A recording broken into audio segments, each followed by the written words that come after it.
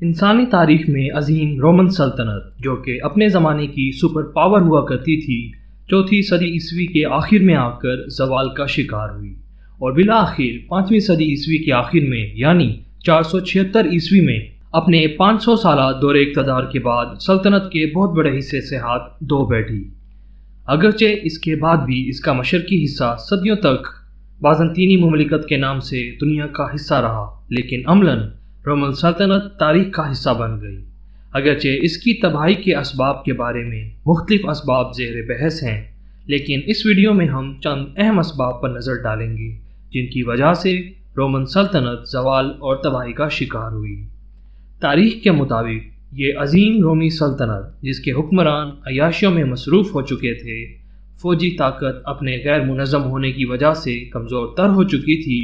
اور اس پر مزید سونے پر سہاگا یہ کہ جب بربر نسب کے مختلف قبائل نے اس کی سرحدوں کی حرمت کو داغدار کیا تو یہ اپنی رہی سہی صاف بھی کھو بیٹھی، اور پھر بالآخر 476 عیسوی میں 300 بربری قبیلوں کا خوفناک حملہ اسے ماضی کا حصہ بنانے میں کامیاب ہوا۔ اس کے زوال کے اسباب میں یہ چیز بھی قابل توجہ ہے کہ متعدد بیرونی حملوں نے اسے معاشی طور پر بدحال کر دیا تھا، اور اس مسلسل جنگوں میں مصروف رہتے ہوئے فوجی اخراجات پورے کرنے کے لیے انہیں عوام پر عائد کردہ بے تحاشا ٹیکسز نے بھی حکمرانوں اور عوام کے درمیان فاصلے پیدا کر دیے، جس کے بعد طاقتور گروہ نے سلطنت کے اندر اپنی چھوٹی چھوٹی حکومتیں قائم کر دیں۔ ناظرین، رومن سلطنت بہت وسیع ہو چکی تھی اور اس پر حکمرانی کرنا اب مشکل ہو رہا تھا،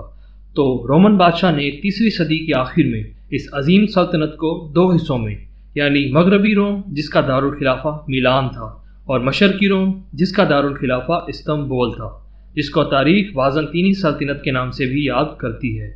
اس کے زوال کے اسباب کی بنیاد بنی۔ یہ دونوں مشرقی اور مغربی بازو مناسب طور پر بیرونی حملہ آوروں کا متفقہ مقابلہ نہ کر سکے۔ اگرچہ ان ادوار میں بازنطینی سلطنت اپنا وجود کسی حد تک برقرار رکھنے میں کامیاب رہی، مگر اٹلی کے مرکزی رومی سلطنت کو بہت نقصان اٹھانا پڑا، اور 5ویں صدی میں آ کر یہ عظیم رومی قوت اپنے شاندار ماضی کا قبرستان بن گئی، جبکہ بازنطینی سلطنت عہد عثمانیہ یعنی 14ویں صدی عیسوی تک کسی نہ کسی طرح اپنے ہونے کا یقین دلاتی رہی۔ ناظرین گرامی، میں اس سے قبل بیان کر چکا ہوں کہ حکمرانوں کی عیاشیوں کی بدولت نہ صرف غیر ترقیاتی اخراجات اپنے عروج پر پہنچ چکے تھے، بلکہ حد سے بڑھے ہوئے فوجی اخراجات نے بھی اس ملک کی تباہی میں اہم کردار ادا کیا۔ ناظرین، یہ تسلیم شدہ حقیقت ہے کہ کسی ملک کی ترقی کے لیے وہاں پر سیاسی استحکام کا ہونا ضروری ہے، لیکن رومی حکومت کا غلاموں پر حد سے زیادہ انحصار اور عوام پر ٹیکسز نے اسے نہ صرف کمزور بلکہ سیاسی عدم استحکام کا شکار بھی کر دیا، اور ملک میں سول وار کا آغاز ہو گیا۔ آپ سب کو یہ جان کر حیرت ہوگی کہ صرف 20 لوگ شاہی تاج کو اٹلی سے اسپین لے جانے میں کامیاب رہے، جو کہ 75 سال تک وہاں رہا۔ اس سے پہلے ہم بات کر چکے ہیں کہ بنیادی طور پر فوجی کمزوری اور بربر قبائل کے حملوں نے رومی قلعے کی دیواروں میں شگاف ڈالے، لیکن اگر رومن حکمرانوں کے اپنے عوام پر مظالم کا تذکرہ نہ کیا جائے تو یہ بھی غلط ہوگا، جنہوں نے اپنے غلام قبیلوں کے افراد کو اس حد تک مجبور کر دیا کہ وہ ان کے کتوں کے گوشت کے لیے اپنے بچوں تک کو بیچ دیں۔